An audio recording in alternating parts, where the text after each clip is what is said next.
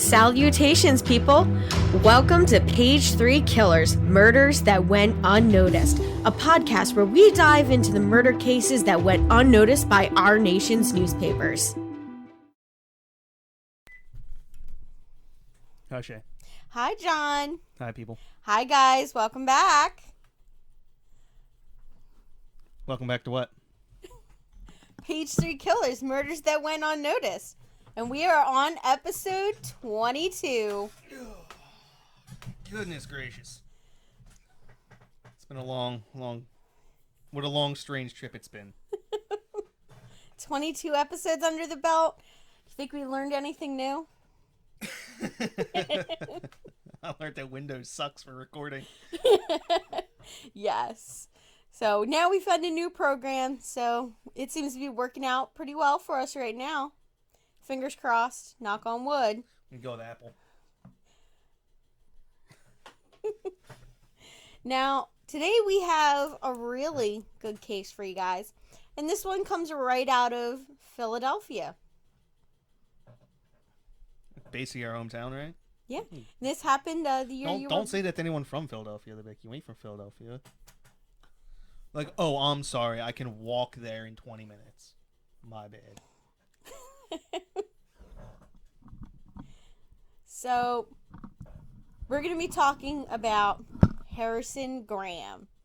And he is a serial killer that was operating in 1986 to mid-1987.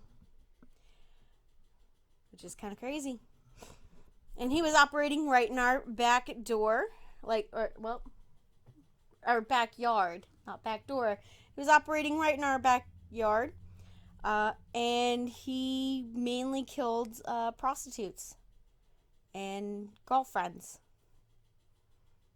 What were they? Were his girlfriends prostitutes, or? No. Like, he would, like, pick up just people that, like, wanted to party. But, yeah. So, this was a crazy time in Philly. And actually, there was another more famous serial killer that was active around the same time, named Gary Hynek. And that was the guy that was chaining women up in his basement. Shouldn't that be the seedier side? You're getting ahead of yourself. I know. So let's get into the news before we go too far into our case. So I picked 1987 because we did 1986 already. So I chose to do 1987 for this one. And I got some interesting news stories to go over with you guys. So I hope you guys enjoy these ones. Well, to start off the year, it was kind of rocky. You know, our president, Ronald Reagan, went in for prostate surgery. And there was a lot of speculation as to whether he would be able to continue with his presidency. The answer was yes. Yes. I mean, you only had a year left at that point, right? Yeah. And then I think it was Bill Clinton. No, Herbert Walker. You got Bush Sr. Right, that's right. Bush Sr. and then it was... Yeah, then it was Clinton in 92. Yeah. All right, so January 22nd, we had the Philadelphia State Treasurer, Republican Bud Dwyer, commit suicide by shooting himself during a press conference. Incidentally, this is recorded and broadcast on television. That's awesome. It's probably my second most favorite broadcasted killing ever. Yeah, and it was, I believe, it's the first one. There's another one that actually happens that's very similar. It's a newscaster, and she just shot herself on live television while she was reporting the news. I was No, I was thinking of something else. Oh, why? Because it was an elected official? Oh, yeah. That would be the assassination of Nicolae Ceausescu, the Romanian dictator, on Christmas Day, on live television, was assassinated in his office. Wow, that's crazy. Awesome. If you go to my personal Facebook page, that's literally the photograph of him and his wife being assassinated. That's kind of terrible. They were amongst the most evil human beings who ever walked this planet. They were Nazis? No, they were worse. They were communists. Huh. Nazis and There's- communists look up, are terrible. you're people. never going to forget, unless you're like from the Eastern Bloc, you're never going to know how to spell Ceausescu, but just like look him up. Okay. Romanian dictator killed 88, 89, somewhere around there. Live on television. You can't look it up on YouTube, but go to like Live Leaks or something like that where they don't have filters, and you can literally just watch them walk in and kill them. Crazy. Now, the next one really affects the schools in the United States. So, the Supreme Court of the United States rules that the Louisiana law requires that the creation science be taught in public schools, whereas evolution is taught in damn it, fuck. So as we were saying, the Supreme Court rules that the Louisiana law requiring creationism to be taught in public schools when evolution is also taught is unconstitutional. Yeah. So in other words, Louisiana had a law that said if you insist on teaching evolution, you also had to teach creationism as a counterpoint. I don't think intelligent design was too popular at this time, but it probably same thing. Yeah, and then they're like, yeah, no, you can't make schools do that. The Supreme Court. So they went back to just teaching, evolution. No, right? You were still allowed to also teach creationism. You just weren't required to also teach creationism. Well, now I pretty much think all schools teach. You've never been to Texas. Really?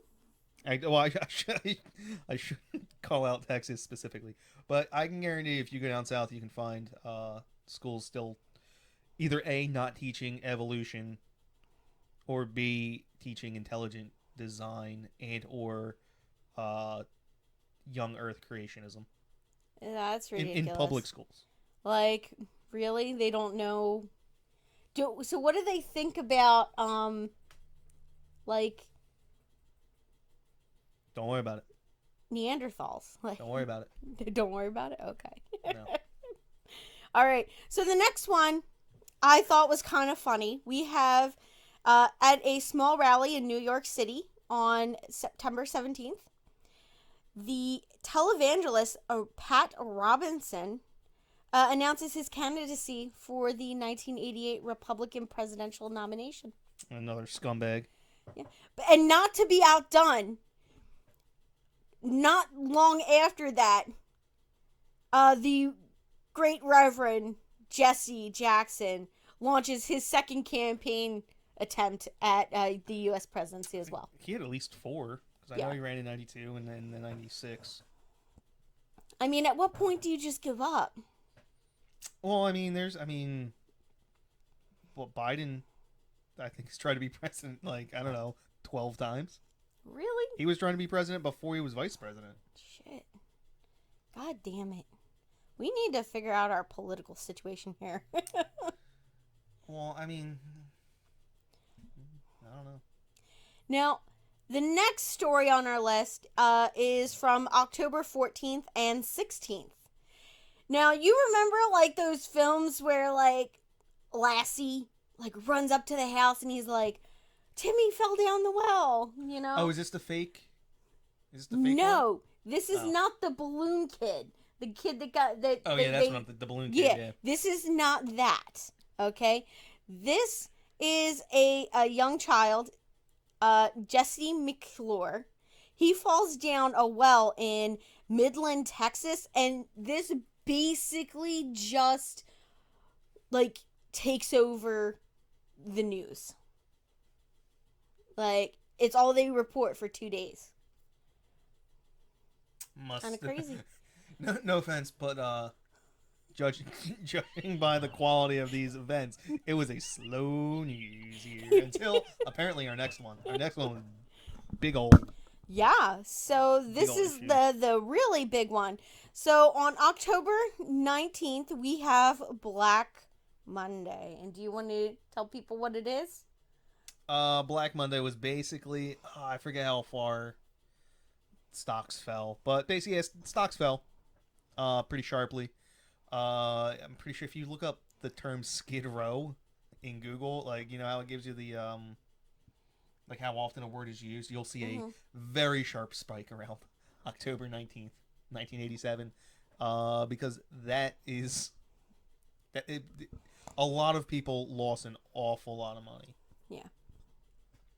So but it was all like bankers and stuff. So yeah, so they dubbed it Black Monday, not to be confused with the all great Black Friday that happens the day after Thanksgiving. Yeah, so named by the Philadelphia police because they hated working that day. Yep. All right, seedier side. Yeah, now we got our seedier side. Okay, so we have Florida rapist Tommy Lee Andrews is the first person to be convicted as a result of DNA fingerprinting.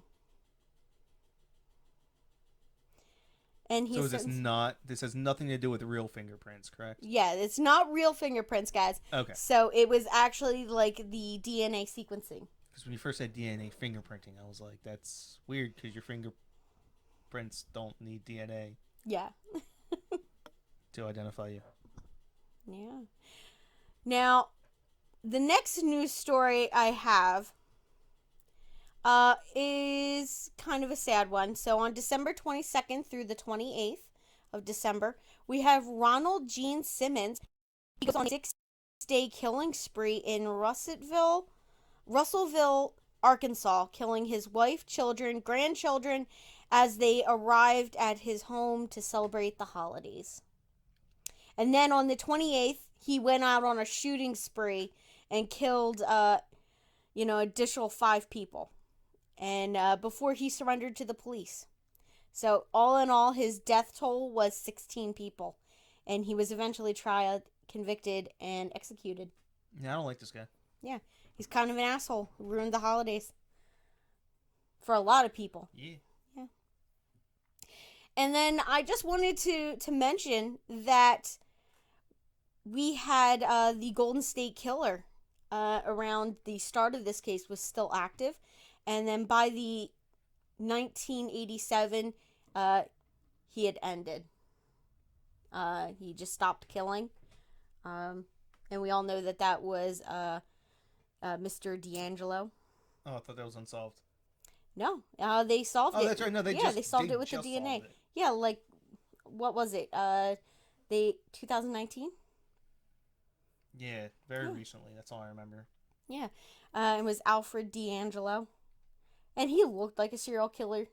I mean, I can't believe that they let him parade into court pretending to be a feeble old man when he was completely capable of walking. I thought it was pretty sick. As usual, I'm pretty sure there's a whatchamacallit, a Law and Order about that. Yeah. Oh, I'm pretty sure. Maybe an SVU case, like a Law and Order SVU. I mean, prior they might have had one that was like based off of him when it was unsolved. Nah, it must have been based off somebody else. Yeah. But that was like the whole thing. The guy was pretending to be like old and senile, and they tricked him into revealing himself. Yeah. But yeah, so I don't know if last I heard he was going in for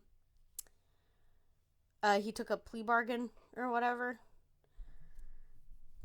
But also on a complete unrelated note, but still tangentially related to our podcast. One of my coworkers today brought up that that lady who drowned inside of the water tank. Oh yeah, Where was that? The Cecil Hotel. It's the Cecil Hotel. The okay, Cecil I couldn't Hotel. remember. Yeah, she that was Lisa Lamb. that like took over like Reddit or whatever, Yeah. 4chan or whatever it was. It just like all the web sleuths. Yeah, I brought up the podcast at work, and he Mm-hmm. started talking about it. I was like, oh, my wife has talked to me about this. Yeah, I would love to do like a mini on that. Because Netflix just had a really good special on their channel, well on Netflix online. They had a little documentary, and it was the first time that you ever got to hear like the police actually tell you everything. It doesn't fit into our criteria of. I know. Well, that's why I'd be. Well, I mean, there's people that think that her death was a murder. Yeah, no, that's what he was talking about. He's like, yeah. oh no, they were doing like searches because they thought she got murdered. Mm-hmm. And he's like, turns out they killed themselves. Yeah, she killed herself. Yeah. But then there was also there were similar circumstances surrounding other people, and that's why they got thrown off the case because they thought they were looking for a murderer. Yeah. Mm-hmm. Okay, so. Yeah. I mean, that's a crazy case. If you guys ever see it, that you can actually watch footage, and like people like tore that footage apart online, and everybody's like, "See, it's just so weird. She's making weird motions with her hands, and it's like really fast." And it's like, well, they sped up the film to fit it into the news broadcast. Like they only have a certain amount of time, so you know. Back to our regularly scheduled program as I take us off track. That's okay, babe. I'm sure they appreciate it, except for that one dude. Well, he's not a coworker who listens to the show. He's brought up randomly. No. The one dude that told us that we don't get to our yeah. topic fast enough. Yeah, Karen. Listen, we are at 16 minutes right now, and we are getting to the topic, which is better than a lot of podcasts. Yeah, our news was kind of lonely. Not a lot happened that year. I mean, we did have the Iran Contra affair, but that was huge news. Why we didn't? We've talked about this before. Yeah, we talked about it before, so I didn't want to 86. talk about it again. Yeah, so it was like the tail end. We need to pick like not late 80s dates. Well, next week I think we are going back in time, so we'll see. Oh yeah, I want to do this. That next week is gonna be sweet. I'm excited for it. Not gonna give anything away. But you know what else I'm excited for? What? Harrison Graham. Yes. So Tell me, baby. Let's get into this. Tell me about Harrison Graham. So Harrison Graham was born on September 9th in 1959 in Philadelphia. He was the eldest child in a family of 5. Early on in his childhood, he exhibited signs of an intellectual disability due to whatever happened when he was born. I don't know if it was like cerebral palsy or. Well, no, it was just like a general like slowness. Like he did not have a very high IQ. He was functional. Like he could do things. He could obviously live on his own, which he did. But he just had a really bad academic performance and bad discipline at school, and so he was on the slower end of, All right. Yeah. He probably should have had an IEP. So. Yeah, they probably weren't doing that in 1965. Yeah, which was kind of sucks. Now, due to his failing grades and chronic absence, he drops out of high school during his 10th grade. So he just drops out. Now, his mother would later claim that in 1971, Harrison was diagnosed with a mental disorder, thanks to which he was able to spend 2 years in a children's mental facility. But this hasn't been verified or anything. Like, there's no records. Now, in the early 1970s, he enters the workforce, and over the following years, he masters a couple different professions in the construction industry, which he had a good reputation at his jobs. They generally liked him. He was punctual. He, showed up on time. He was a good worker. So in 1979, he moves out of his parents' home in North Philly and moves into another poor section of Philadelphia. During this period, he begins to start drinking and using drugs and spending a lot of time with pimps and prostitutes. So he's just like Jesus. Yeah. Well, I don't know about the drug part, but I mean, he drank wine. Yeah. And he hung out with prostitutes. Well, I mean, you have to be smoking something really good to think that you're turning water into wine. Right? Yeah, I guess so. Now, even though, all these things are going on, he has a clean record. So he's never been arrested for anything. Like, even though he's like hanging out with pimps, prostitutes, doing drugs, and drinking lots and lots of alcohol, he's had no run-ins with the police. He's never been arrested, nothing like that. So in 1983, Harrison rented an apartment in a housing complex with mostly vacant spaces.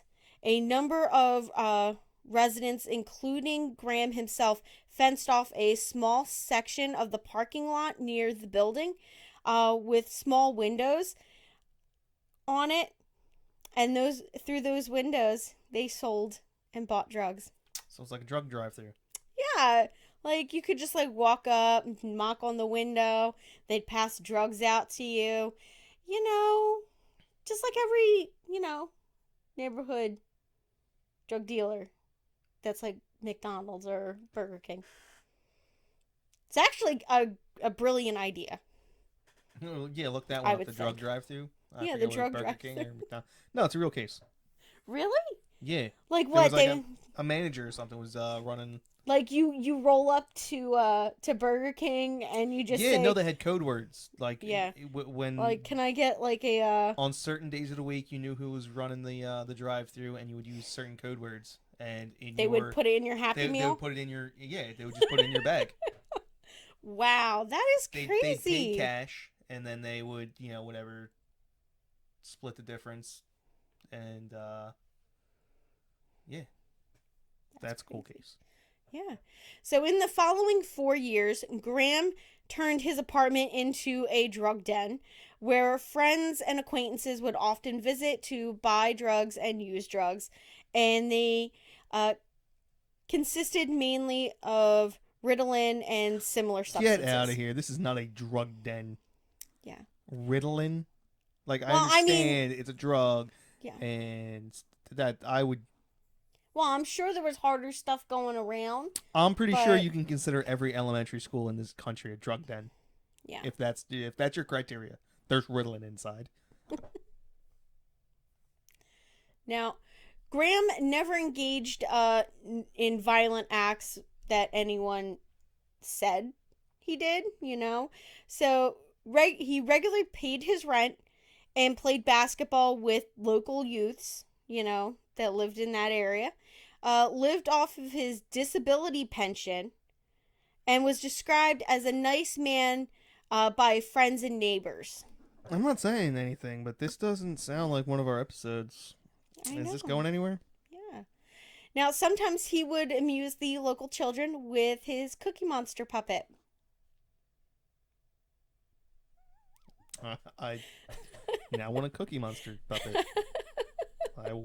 I too will amuse the local school children. If anybody wants to send us a Cookie Monster puppet, John will wear it for the podcast. I like how I was volunteered for this. I think everyone would find it fairly entertaining, as would I. No, everyone listens to podcasts, babe. No one watches the YouTube. Okay. Well, not no one, but Yeah. most people. Yeah.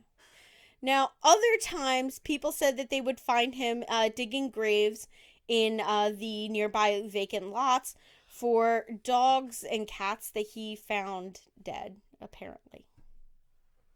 In case you guys can't see, The scare quotes are coming out. yeah, it was quotes. I did finger quotes, so yeah, I'm pretty sure he was probably killing those himself. But I'm not gonna, you know, it's one of the signs of a serial killer. That's all I'm gonna say. Now, apparently, no one suspected that he was a serial killer at this point. Not with a background like that. Oh, he just paid his rent. He was nice to kids. Yeah, I mean, sure, he dealt a little bit of drugs out of, his apartment. Ritalin. And did drugs in his apartment. Well, I mean, I'm sure there was, heroin or crack cocaine or whatever was going on. I didn't know crack was invented yet. Yeah, I guess it was. Yeah. It was around in the 80s. Yeah, there was cocaine. No, there's cocaine, but crack. Yeah. Crack was probably, early 80s. Yeah. So, I mean, those drugs are probably going around. I mean, I'm sure, those are, because they're cheaper, Snorting right? caffeine pills and... Yeah. Crazy shit like that. Now, all I'm going to say is I dubbed the next part of this The House of Horrors. Okay? This is just... It's about to get going, all right? So, during the summer of 1987, Graham's neighbors start complaining to the landlord about awful smells coming from Harrison's apartment. After several remarks, which he ignored, on August 9th, Graham quarreled with his landlord's nephew, and the landlord demanded that Graham vacate the premises. Now, Harrison Graham refused to let anyone into his apartment. He boarded up the front door with boards before collecting his personal items and fleeing via the fire escape. So what you're saying is there's no question he did it. Yeah, there's not an investigation. No, there's just a manhunt. Not yet. Okay. We're getting there, all right? So, after the landlord is unable to enter the apartment, he calls the police, because they can't get into the door. So, the police show up, a couple of big guys, and they break the door down. And they start walking through this apartment. And on the walls are rough sketches, one that showed a naked woman, accessorized with someone's verbal denouncements. So basically, he wrote all over the walls in what appeared to be dried blood.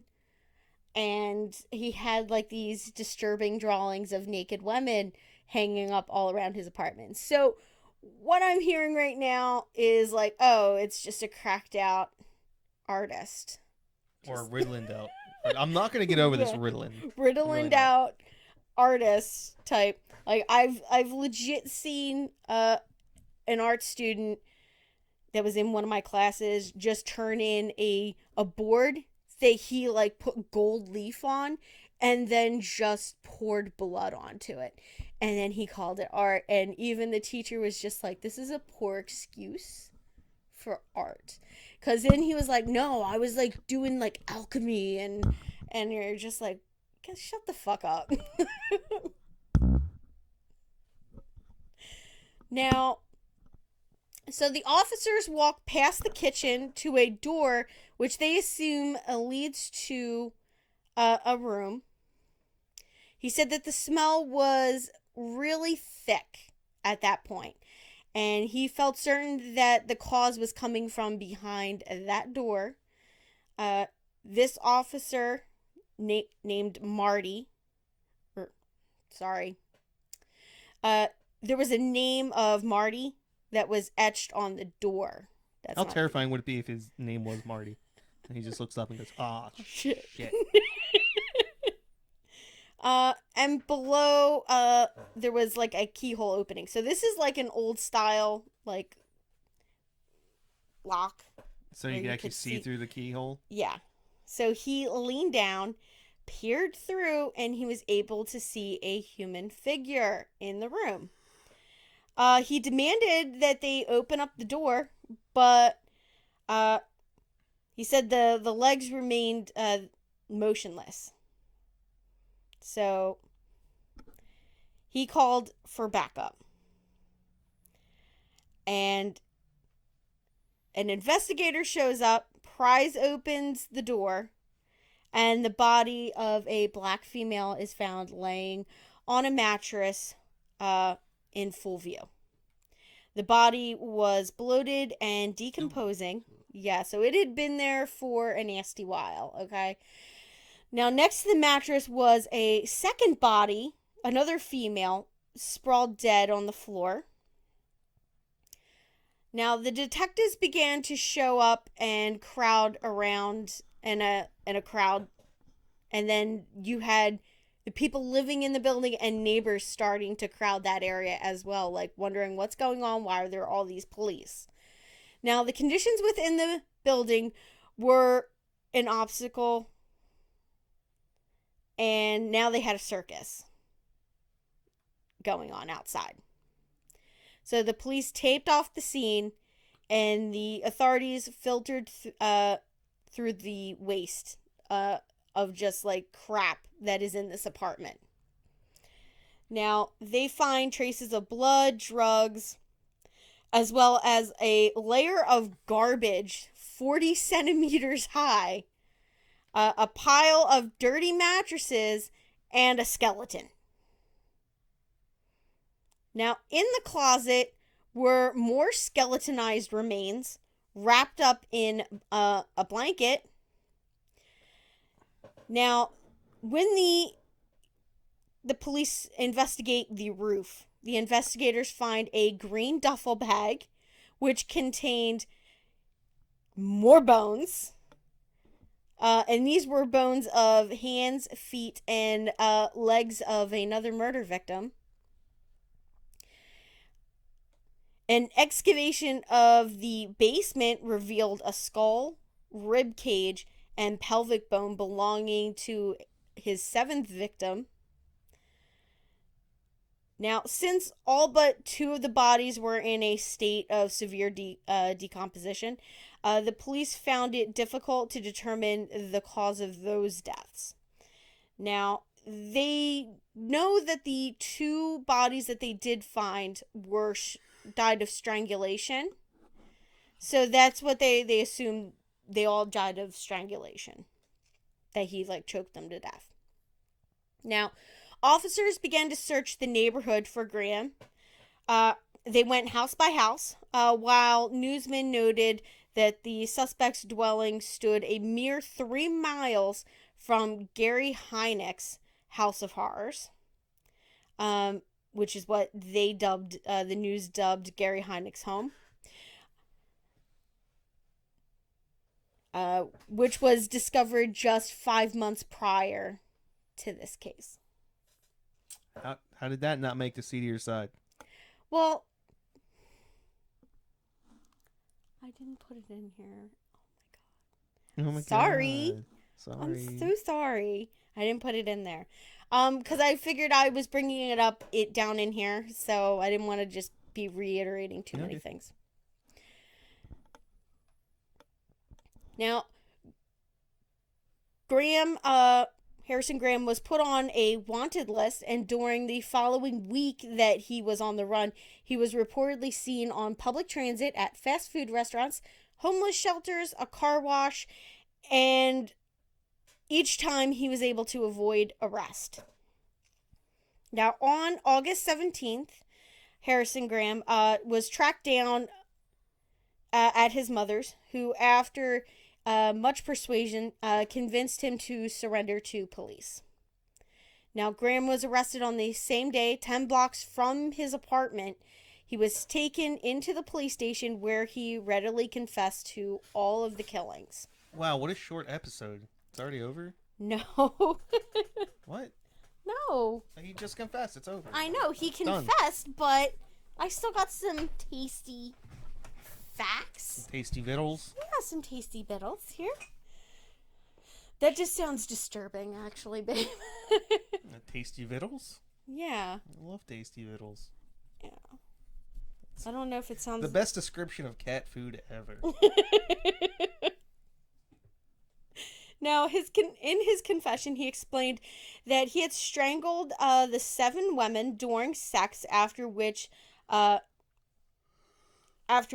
shared drugs, you know? Like you do. Yeah, hey, every time I've strangled someone, it was during sex. After you did a bunch of drugs? Yeah. Some Ritalin? Yep. Now, according That's to... Adderall nowadays. Yeah, Adderall. Ritalин's old school stuff.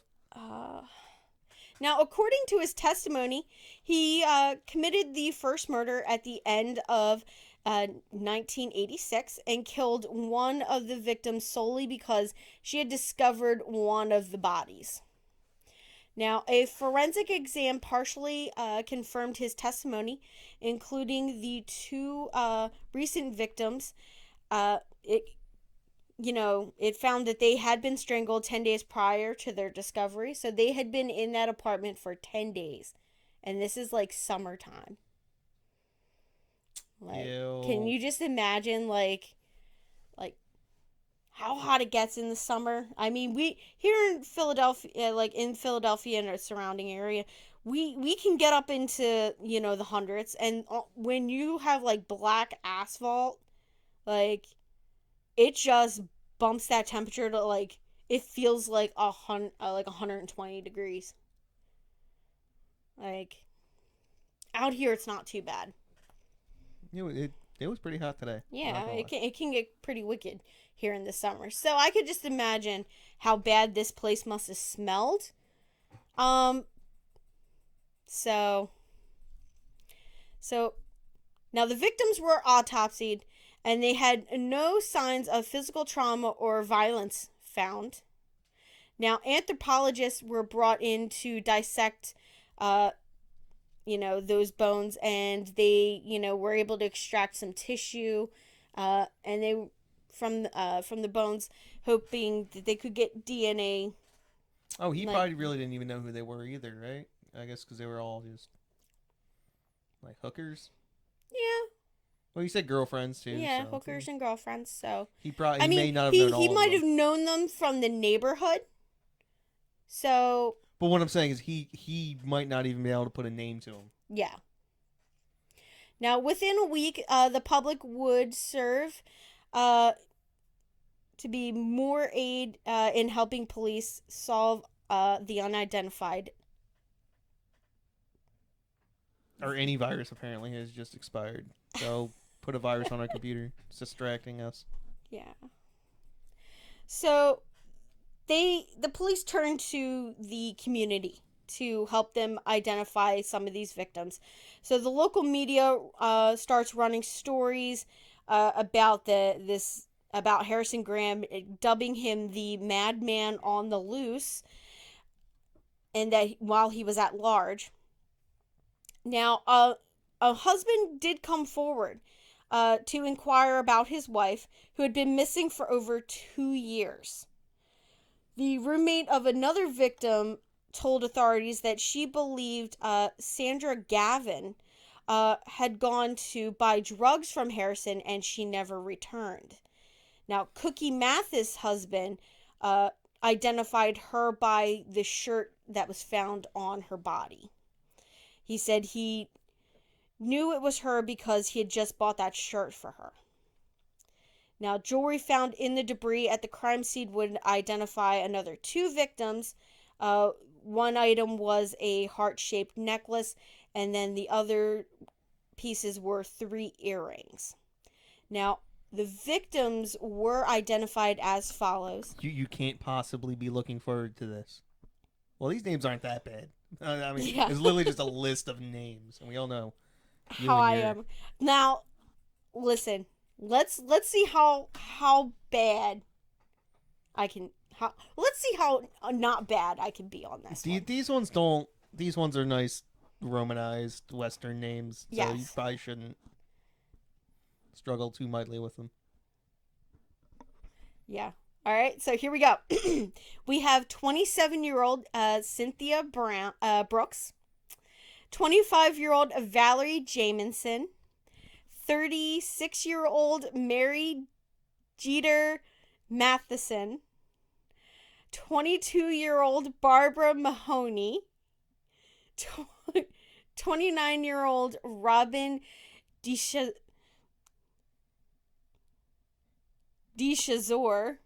I'm going to go with DeShazor. Okay. So I do not know how that would be pronounced, so I'll give you a pass. DeShazor. Yeah.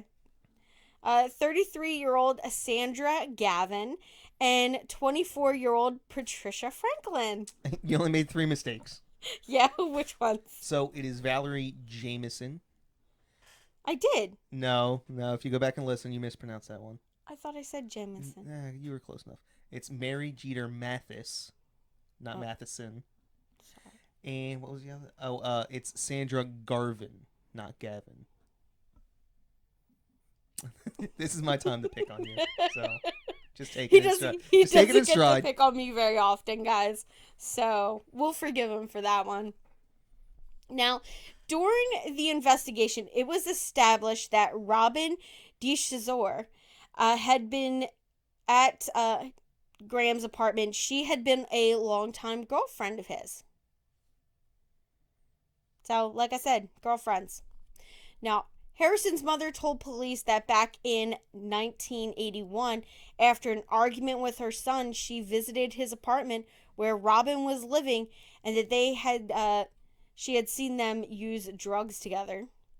An acquaintance of also in 1984, he had last seen him beat Robin. That was the last time he'd seen him hit her, you know. Now, photos brought in answers from the public when relatives stepped forward to help identify the victims. So it's really sad. Wait, why does it say trial? There's no way. Yeah. Oh, I guess you're okay. Never mind. I'm kind of reading it. So now we're going to get into the trial and imprisonment section of our case today. So Harrison Graham's trial started on March 7th of 1988, mere weeks before I was born. Like, for reals. Yeah, it's 13 days. Yeah. My mom was probably sitting in a hospital just waiting. Now, early on, he refused a jury trial during the preliminary court hearings, as he fully admitted his guilt. That's what I would assume would have happened. Yeah. Just a directed verdict. Well, not even a directed verdict. Just go straight to sentencing. Now, the prosecutor's office demanded the death penalty, while his lawyer, Joe Moldawski, Yeah, Moldowski.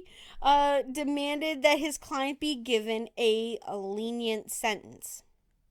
Now, according to his attorney, due to his intellectual disability and poor psychological development, Graham was incapable of distinguishing right from wrong. I mean, this all happened over a very short period of time. I mean, relatively speaking, short period of time. I know. So, like, I wonder what happened. What if he had, like, psychotic break or... Yeah, I don't know. I mean, after so long of using drugs and drinking heavily, there would be some issues like that, right? Like, I would feel like there would be some deterioration of your mental stability. Yeah, that Ritalin gets you quick. Yeah.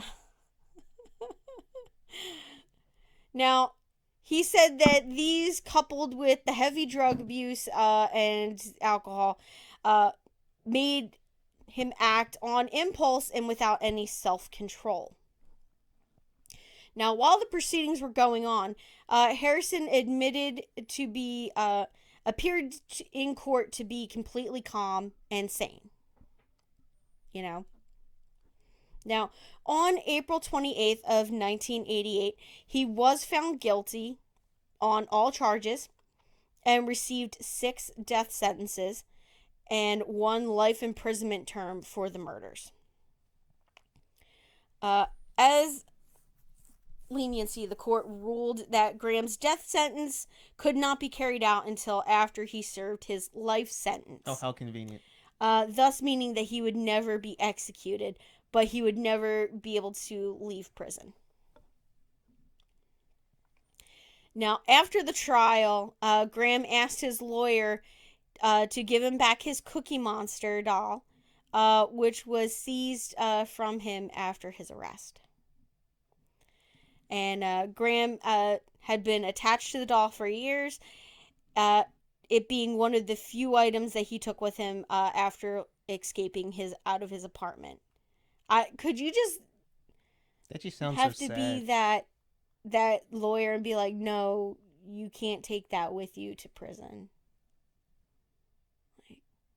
I mean, we have 7 women that were killed, so but the fact that he's completely unfazed by the proceedings and all he's worried about is getting his Cookie Monster doll back is, I mean, that sort of tells you where he was mentally. Yeah. I feel like if he was still living at home, there would have been some level of control that his parents would have exerted, obviously, behavior-wise. I don't know. Yeah. Well, I mean, we had that guy that was stealing the eyeballs down in Texas, the eyeball killer. Oh, that was so long ago. You remember, he was living with his parents. He only started killing after his father died, which was his last parent. Yeah. So. Well, I mean, I'm sure the drug use, if not curbed, may have been stopped. Yeah, true. I mean, he probably wouldn't have been able to bring prostitutes into the house. That's Or, a bit backward. you know. If not stopped, it would have been curbed. Yeah. But it's hard to keep, someone in their mid-late 20s. You can't force them to live with their parents. Yeah, true. And he was completely capable of living on his own. It just, circumstances worked out and created a environment where, unfortunately, he took 7 women's lives. Which is crazy. Now, currently, up until 1994, Harrison Graham was a prisoner of Harrisburg Penitentiary in Pittsburgh, Pennsylvania. How are you going to call it Harrisburg Penitentiary and then say in Pittsburgh? That makes no damn sense. Whoops. Why? No. It could be Harrisburg Penitentiary Yeah. in Pittsburgh. I have no idea. But I assumed that would be in Harrisburg when I first saw it, but no, it's in Pittsburgh. Which I find it so weird. Like, he killed in. No, they'll do that pretty often. Like, why? It's an additional form of punishment. Oh, so they can't have their family visit them. Yeah, it becomes difficult for family. Like, a lot of times it's part of plea bargains that they have. I don't want to be in X prison. I want to be in Y prison, or as a way to. I know at least in federal prisons a lot, because you can put people like literally days away from their family.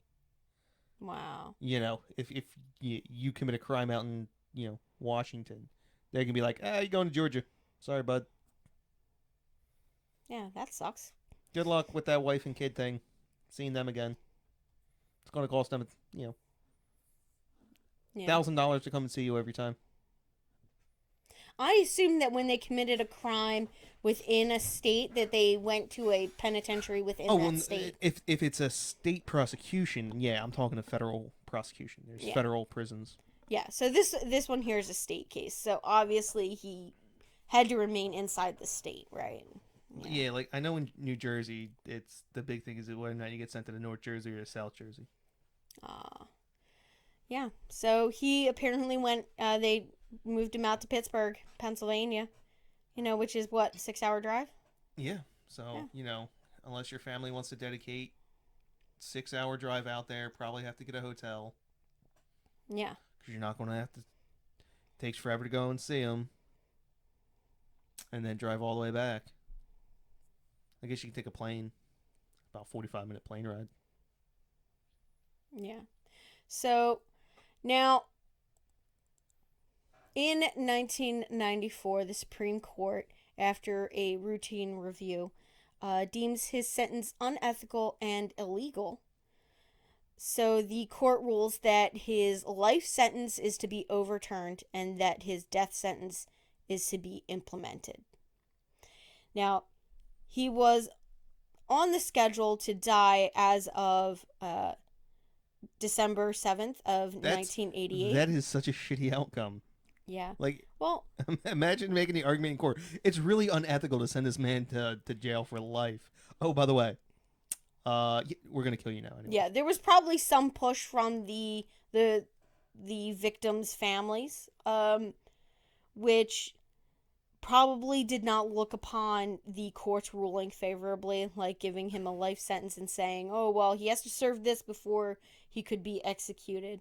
Because I mean, you can't forget, sure, some of these women were probably prostitutes. They were definitely drug addicts.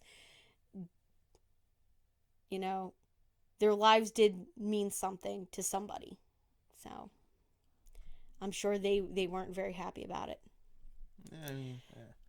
So, a judge sitting on the case, and I'm gonna try to get this last name, Judge Latrone. Yeah, I guess. Yeah. I mean, I'm sure there's a couple different ways you can pronounce this, but that's one. Yeah. That seems legitimate. Yeah, so Judge Latrone was again in the position of making a decision on whether to let Harrison Graham live or die. So he stayed the execution.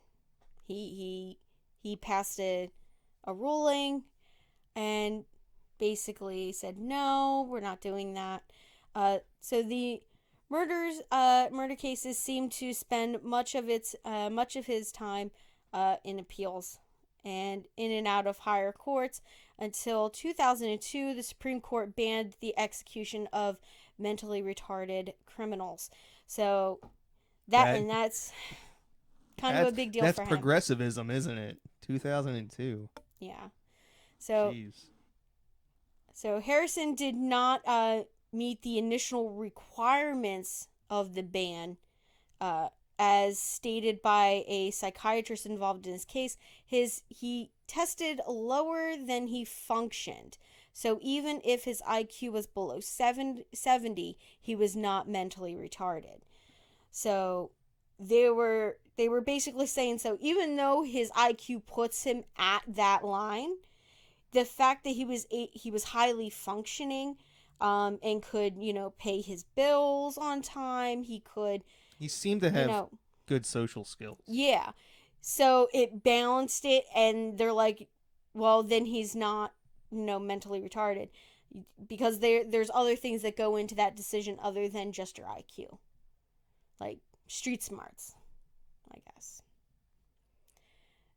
All right. So, but because according to the criteria established by the American Psychiatric Association, that is one of the mental illness, that an onset of mental illness occurred before the age of 18 years, mandated the same relief from execution. So his execution was permanently, taken care of. And Harrison Graham was permanently off of death row. Now, today, he resides in a minimum security or medium security facility in Pennsylvania. I could not find out if he was still at the Harrisburg Penitentiary in Pittsburgh. But everything that I read said that he's now in a medium security prison. Which is still not particularly pleasant. Yeah, his case manager describes him as mild and non-violent. He has received a minister's certificate and continues to practice his faith and his faith religiously. Yes, yes. People practice religion religiously. Yes, totally. So, by incredible coincidence, Graham lived less than 2 kilometers away from the home of Gary Hynek. Just to remind you guys. Yeah, who was also arrested and around this time period. So, super crazy. We had 2 serial killers, both storing people in their homes. One alive, the other one dead. Must have been the water. Yeah.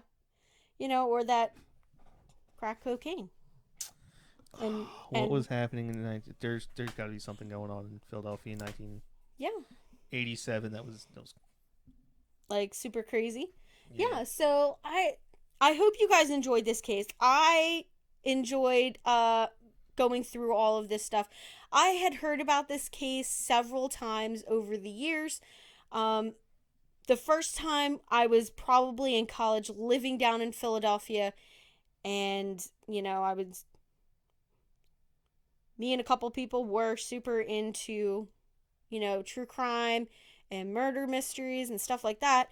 And we heard about this case, and I read a little bit about it, saw it on a couple of TV shows. So I thought it would be a really great case and that you guys would really enjoy it. So I hope you guys did. That's everything that I have compiled for this episode. Did you find anything, hon? The Philadelphia Phillies were wildly mediocre that year. Yeah. I mean, it was Mike Schmidt's last year as well. I mean, as Philadelphia fans, it is part of the par, correct? No, usually they suck. They're only 2 games under 500. So that's like good. Historically speaking, that's very good for them. Not bad. Yeah. So that brings us to the conclusion of this episode. We hope you guys enjoyed. If you have any comments, you can drop us a line at our email address or our Facebook or Patreon. You can hit us up on Patreon. You just said Patreon twice. Yeah. Well, you guys can hit us up on Patreon. John fixed it. Changed it. It's $1 to join. $1 to join, and we will give you a shout out on the next episode. More tiers and awesome stuff to come. Yes.